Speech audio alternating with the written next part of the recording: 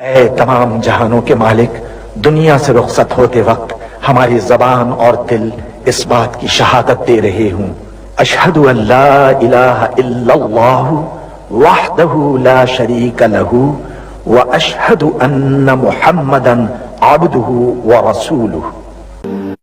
اے میرے پروردگار، تو جانتا ہے کہ میں تیری کائنات کا سب سے حقیر ذرہ ہوں۔ میری حقیقت اور میرے دل میں چھپے ہر چور سے بس تو ہی واقف ہے۔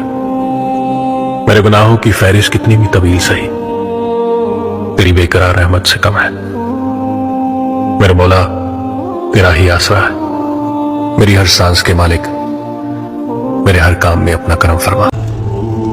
مجھے شکر نہ کرنے والوں میں شامل نہ فرمانا، مجھے شکر بجا لانے والوں میں شامل کرنا یا رب۔